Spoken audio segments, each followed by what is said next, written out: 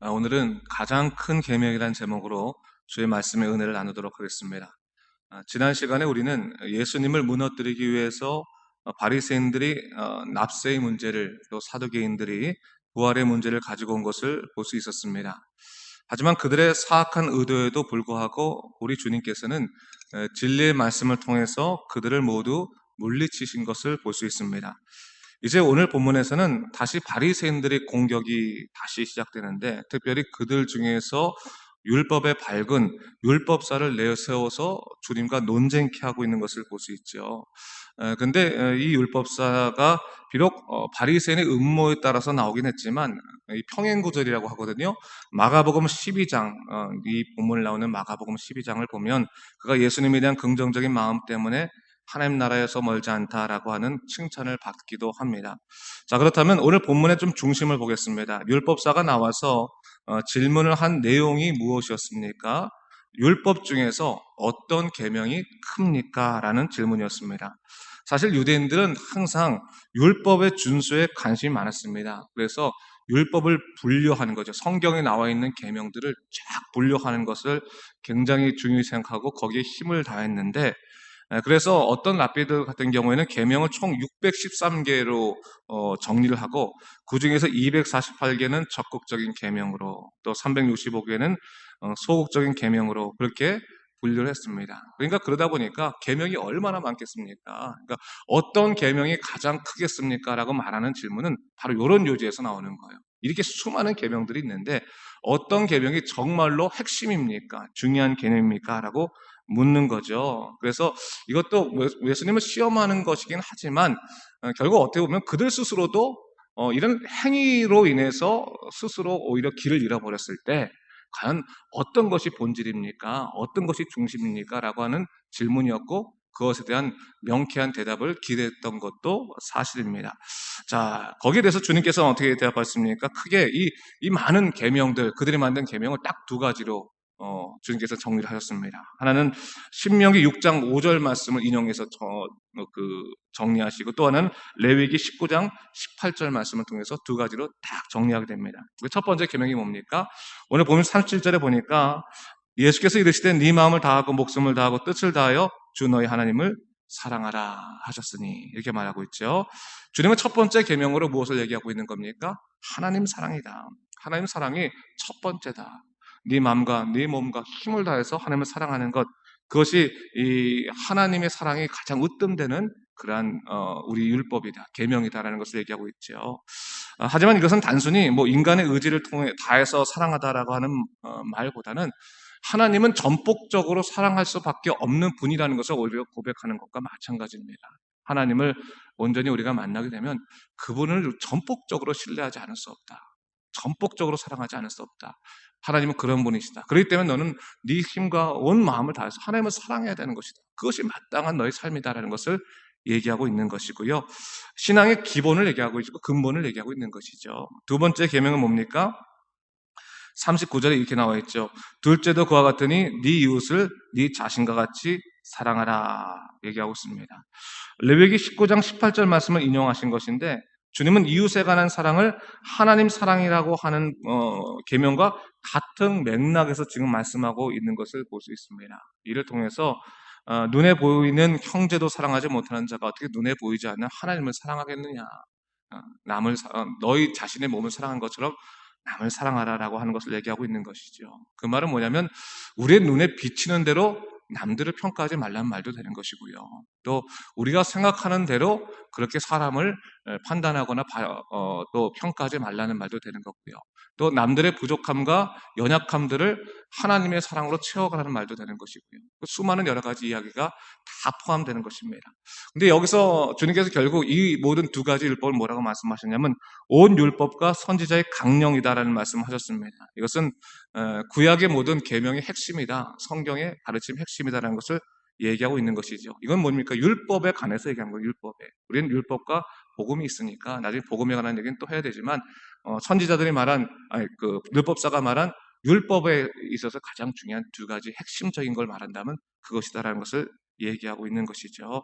자, 형식적인 면에서도 볼 때요, 유대인들이 가장 중요시 여겼던 것이 십계명 아니겠습니까? 첫 번째부터 네 번째 계명이 하나님 사랑에 관한 것이잖아요. 그렇죠? 다섯 번째부터 열 번째까지의 계명이 이웃 사랑에 관한 것인데, 여러분 이웃이 누굴까요? 이웃이 우리 가족이 아니고 다른 사람들이 이웃일까요? 사실 이웃은 누굽니까? 나를 제외한 모든 사람들이 사실 이웃입니다. 그 말은 뭡니까?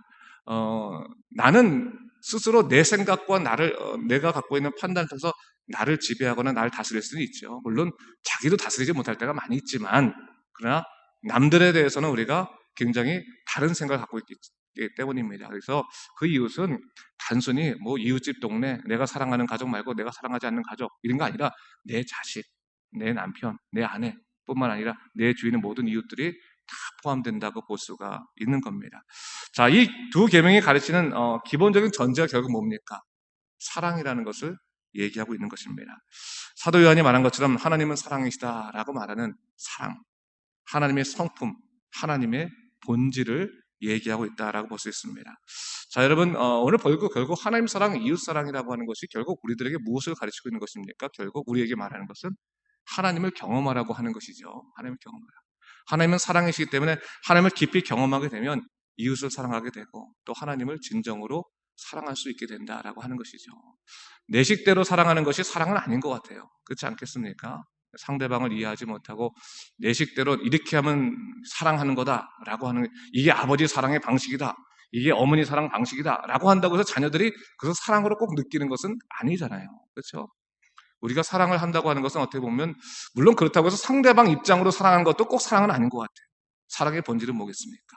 하나님의 사랑을 우리가 실천하고 그 가운데 거할 수 있는 것이 결국 사랑이고, 예수님의 사랑의 가장 커다란 핵심이 뭐겠습니까? 결국 희생이어서 희생. 그렇죠? 대속의 사랑, 희생. 많은 사람을 구원하기 위해서 목숨을 내어 던지고 자기를 내려놓을 수 있는 그 희생이 있을 때 이 사랑의 가치가 형성된다라는 것을 성경은 얘기하고 있는 거죠. 자, 그러면서 두 번째로 주님께서는요, 이제는 질문을 하세요. 여태까지 질문을 이렇게 받다가 이제 질문을 하십니다. 질문하시는데 뭐라고 질문하시냐면, 오늘 본문에 보니까 그렇게 얘기하잖아요. 42절 보니까 너희는 그리스도에 대해서 어떻게 생각하느냐, 누구의 자손이냐라고 묻는 말이 나옵니다. 사실은 당시에 예수님은 이미 일반적인 그 백성들에게, 무리들에게 다윗의 자손이라고 인정받은 사람이죠. 그렇죠?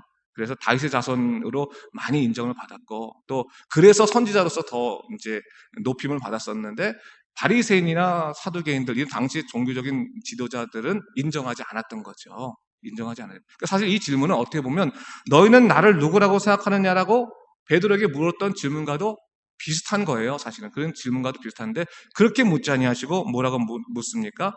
너희는 그리스도를 누구라고 생각하느냐라고 묻는 거죠. 메시아가 너희는 누구라고 생각하느냐라고 물으시는 것을 볼 수가 있습니다. 사실 그러면 사실 이 논제는 시편 110편 1절을 근거로 한 다윗 자손의 문제를 앞으로 주님께서 풀어가시거든요. 한번 생각해 보세요. 유대인들에게 메시아는 누구였겠어요? 메시아 그러면 그들에게 첫 번째 떠오르는 개념은, 우리가 지금 이 로마의 이 속박 속에서 고통을 당하고 있는데 이 로마의 속박에서부터 해방시켜줄 정치적인 해방자가 메시아다라고 생각하는 것이 첫 번째였어요. 그때는 누구나 다 그렇게 생각했다는 것이죠. 근데 여러분, 주님께서 뭘 말씀하시는 거예요? 그게 아니다. 메시아는 너희들의 삶의 고통의 문제, 너희들의 부자유의 문제를 그냥 삶의 문제를 해결해 주러 오신 분이 아니라 너희의 죽음의 문제, 너희의 인생의 문제를 죽음에서부터 생명으로 뒤바꾸러 온 우주적인 메시아임을 다시금 증거하시기 위해서 오늘 그 말씀을 하시는 것이다 라는 것을 볼 수 있습니다. 그러면서 다윗의 자손의 문제를 얘기하시는 것이죠. 다윗의 자손, 그들은 성경 율법대로 딱 다윗의 자손으로서 메시아만 생각하고 있으니까, 그 개념을 생각하고 있으니까. 근데 오늘은 예수님께서 뭘 말씀하시면 다윗의 주로서의 메시아를 지금 얘기하고 계시다고 볼 수 있어요. 그 말은 뭡니까? 그들이 갖고 있던 개념을 깨트리시는 거예요. 너희 생각 속에는 메시아가 아니라 뭐예요? 너희의 생각을 넘어선 온 우주를 다스리고 너희의 모든 것을 새롭게 하시는 하나님이시고 메시아시다라는 것을 증거하기 위해서 말씀해주고 있는 것이죠. 여러분, 오늘 한번 생각해 보세요. 예수님이 왜 이 질문을 하셨을까? 왜 이 질문을? 바리새인들과 사두개인들, 서로 친하지도 않은 사람들이 왜 번갈아 가면서 서로 갑자기 연합돼가지고 예수님 공격하고 있겠습니까? 예수님을 메시아로 인정하고 싶지 않았기 때문에 그런 거예요. 예수님은 메시아가 아니라는 거지. 당시에 무리들이, 군중들이 예수님은 메시아라고 말하고, 그리고 예수님을 찬양하고, 종려나무 가지 흔들고, 그러니까 예수님의 메시아가 아니라는 것을 분명히 해야지만 어떻게 예수님을 끌어내릴 수도 있고, 그리고 처형도 할 수 있고, 그렇다는 거 아니겠습니까? 종교적인 신성 모독죄로 그렇게 예수님을 무너뜨려야 될 것이 아니겠습니까? 수많은 거기다 변명들과 누명들을 붙이려고 지금 노력을 하고 있는 거죠. 근데 그게 사실은 뭐예요? 그래서 그들이 갖고 있는 메시아의 개념을 딱 만들어 놓고 그 개념에 지금 맞추고 있는 것 아니겠습니까? 그래서 다윗의 자손이라고 하는 개념도 지금 주님께서 말씀하시는 거예요. 근데 한번 생각해 보세요, 여러분. 그 자기가 생각하는 하나님에 대한 개념, 메시아에 대한 개념에 갇혀서 온 우주적인 하나님, 온 우주적인 메시아를 그들이 누리지 못하고 있고 경험하지 못하고 있다는 사실이죠. 오늘 우리에게 적용하면 어떤 일로 이게 될까요? 여러분 생각해 보세요. 여러분 하나님께서 당신을 구원하셨습니다. 당신의 영혼을 이제 구원하셔서 죽음에서부터 생명으로 이끄셨습니다. 그럼 그 선포는 나중에 우리가 죽은 다음에 정말로 그것이야말로 내게 주신 하나님의 놀라신 은혜였구나라는 것을 분명히 우리가 느끼게 될 거예요. 그렇죠? 근데 우리가 이 세상 속에서 사업이 잘 안 되거나 가정에 문제가 있거나 여러 가지 문제가 뒤틀어지면 그것이 우리에게 가장 소중한 문제로 다가오지 않는다는 거예요. 그것이 하나님, 저는 나중에 죽어서 구원받는 그 문제보다는 뭐예요? 지금 내 삶에 있는 이 어려운 문제를 풀어가는 것이 더 맞습니다. 이 메시아가 내가 지금 필요합니다라고 주장하지 않겠습니까? 그걸 원하지 않겠습니까? 예수님은 어떻게 보면 그것을 지금 얘기하고 계시는 거예요. 너희는 지금 그리스도를 찾는다, 메시아를 찾는다고 그러면서 누굴 놓치고 있는 거예요? 예수님을 놓치고 있는 거예요. 눈앞에 있는 예수님, 눈앞에서 그들을 구원하시고 그들을 희생당하실 그 예수님을 놓치고 있는 거예요. 메시아 논쟁하다가. 그래서 주님께서는 너희는 나를 누구라 말하는 것보다도 그리스도라고 말하면서, 원래는 그리스도와 예수님은 하나 아닙니까? 예수 그리스도. 그러나 그들이 따로따로 생각하고 있었기 때문에 너희들은 너희들 생각하는 그리스도로 찾느라고 예수님 놓치는구나 라고 하는 거죠. 여러분, 그리스도의 뜻은 뭐예요? 메시아. 그렇죠? 메시아는 해방자. 그렇죠? 그리고 뭡니까? 예수는 뭡니까? 죄에서 구원할 자. 사실은 우리를 죄에서 구원하실 분이 우리의 주님이시고 또 뭡니까? 우리의 삶을 인도하시는 하나님이시죠. 그걸 다 동시에 고백해야 되는데 그 동시에 고백을 못하더라는 거예요. 오늘 주님께서도 우리에게 똑같이 묻고 계시는 거예요. 우리에게 오셔서 우리를 딱 보시면서 너에게 메시아가 누구냐? 그리스도가 누구냐? 그러면 당장 우리는 뭘 생각하겠습니까? 나로부터 죄로부터 구원시키실 하나님이십니다 라고 고백하면 참 좋겠는데, 삶의 여러 가지 문제 때문에 하나님, 내가 지금 삶의 문제가 이렇게 얽혀져가지고 하나도 해결하지 못하고 있고, 나 이거 해결하지 못하면 천국 다 필요 없어요. 난 천국이 중요한 게 아니라 지금 요 문제 해결하는 게 중요한 거야. 이 문제. 그 문제에 빠져서 예수님을 놓쳐버리는 안타까움이 있다. 사람이 상황에 빠져서 막 거기에 몰입이 되면요, 하나님 놓치는 것들도 하나도 아쉽지 않게 여겨지는 것이 인간의 강박함이고 나약함입니다. 오늘 그것을 주님께서 그들에게 얘기하고 계시는 거죠. 그러면서 오늘 뭐라고 말씀하십니까? 보세요. 43절 44절 보세요. 제가 한번 읽어볼게요. 그러면 다윗이 성령에 감동되어 어찌 그리스도를 주라 칭하여 말하되 주께서 내 주께 이르시되 내가 내 원수를 내 발 아래 둘 때까지 내 우편한 데 앉아있으라 하셨도다 하였느냐. 44절 말씀이 시편 110편 1절 말씀인데, 이 구절은 그냥 우리가 읽을 때는 잘 이해가 되지 않지만 당시 유대 사회에서는 메시아 증거로서 드러나는 일반적인 통념의 구절이었다는 거예요. 무슨 얘기인지 아시겠죠? 이 구절이 메시아를 증거하는, 메시아가 오시는 것을 증거하는 구절 중에 하나였는데, 이 구절을 말하니까 메시아의 구절이지 라는 것을 다 인식하는 거죠. 그런데 뭐라고 말했다는 거예요? 다윗은 그때 이 구절을 말하면서 뭐라고 말했냐? 자기의 자손이라고 말하지 않고 뭐요? 성령이 감동되어 자기 주라고 말하지 않느냐. 다윗의 주로서의 메시아가 하나님이시던 것처럼 너희가 메시아적인 개념, 지금 갖고 있는 개념을 깨우치고 그것을 내려놓고 하나님의 넓으신 세계 안에 들어와야 된다라는 것을 주님께서 오늘 본문을 통해서 가르치고 있는 것입니다. 자, 그런데 여러분 43절의 말씀 다시 보세요. 여러분 한번 보세요. 이르시되 그러면 뭐예요? 다윗이 뭐예요? 성령에 감동돼요. 이 말이 나와요. 그렇죠?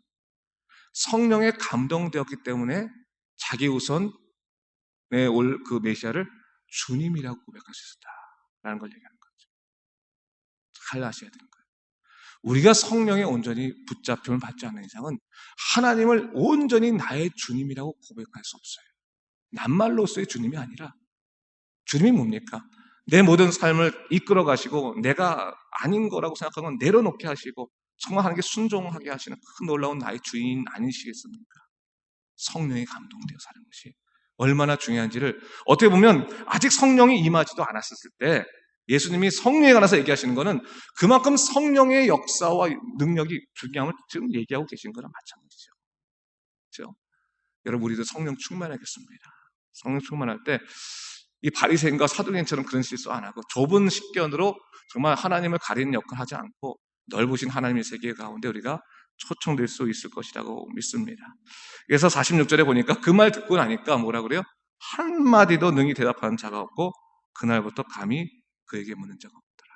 뭡니까? 이것이 결국 말씀의 권위입니다. 말씀의 권. 우리에게 왜 말씀이 필요하느냐?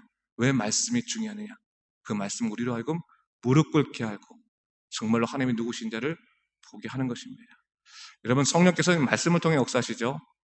분명히 기억하십시오. 말씀의 권위 앞에 순종하십시오. 말씀의 권위 앞에 순복하십시오. 그러면 여러분들에게 진짜 살 길이 열립니다. 진짜 축복의 길이 열리는 것입니다. 그 믿음 가운데 살아가는 여러분 되시기를 주님의 이름으로 축원합니다. 기도하겠습니다.